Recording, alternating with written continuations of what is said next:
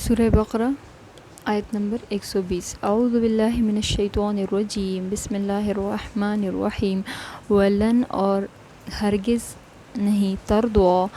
ترضوا راضی نہ ہوں گے عنکا آپ صلی اللہ علیہ وآلہ وسلم سے، الیہود یہودی، ولا اور نہ النصارى نصرانی یا نصارہ، حتی جب تک تتبع آپ پیروی نہ کریں، ملتہم ان کے دین کی۔ قل کہہ دیں، انا بے شک ہدی اللہ اللہ کی ہدایت، هو الہدی وہی ہدایت ہے، ولئن اور اگر یا بالفرض اتبعت آپ نے پیروی کی، یعنی آپ صلی اللہ علیہ وسلم سے فرمایا جا رہا ہے، اہواءہم ان کی خواہشات کی، بعد الذی اس کے بعد جو جاءک آپ کے پاس آ گیا، من العلم علم میں سے، ما لک نہیں آپ کے لیے، من اللہ اللہ سے، میں ولی کوئی حمایت کرنے والا، ولا نصیر اور نہ کوئی مددگار۔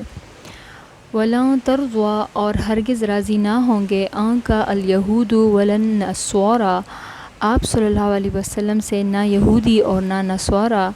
حتی جب تک تتبع ملتہم آپ پیروی نہ کریں ان کے دین کی۔ قل ان ہدی اللہ هو الہدی کہہ دیں بے شک ہدایت جو ہے اللہ کی وہی ہدایت ہے، ولئن اتبعت اہواءہم اور اگر آپ نے ان کے خواہشات کی پیروی کی، بعد الذی جاءک من العلم اس کے بعد جب کہ آپ کے پاس علم آ گیا، ما لک من اللہ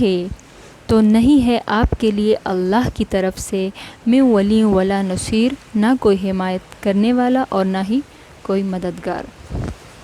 اب حضور صلی اللہ علیہ وسلم چاہتے تھے کہ کسی طرح یہ یہود جو ہیں یہ ایمان لائے، جیسے کل بھی ہم نے پڑھا تھا، تو اللہ تعالیٰ فرماتا ہے کہ نبی پاک صلی اللہ علیہ وسلم سے کہ آپ امید نہ رکھیں کہ یہ لوگ ایمان لے آئیں گے، لہٰذا امید ختم کر لیجئے، اس لیے کہ زیادہ امید ہو تو بندے کو مایوسی ہو جاتی ہے، اور مقصد اونچا ہو مگر امید جو ہے وہ صرف اور صرف اللہ سے ہو اور لوگوں سے نہیں۔ تو اللہ پاک خبردار کرتے ہوئے فرماتا ہے کہ امید نہ رکھیے، اور پھر اے نبی اگر آپ بالفرض آپ صلی اللہ علیہ وسلم نے پیروی کی ان کے خواہشات کی، یعنی کچھ لے دے کے یا کچھ ہماری مان لو، کچھ ہم بھی آپ کی مان لیں گے، تو ایسا نہیں ہونا چاہیے، اور آپ صلی اللہ علیہ وسلم کے لیے اگر ایسا ہوا تو کوئی بھی مددگار اور حمایتی جو اللہ کی طرف سے ہے وہ نہیں ہوگا، یعنی اللہ کے قوانین سب کے لیے ایک ہے، اگر حق سے انکار کریں گے تو ان کا کوئی مددگار اور حمایت کرنے والا نہیں ہوگا۔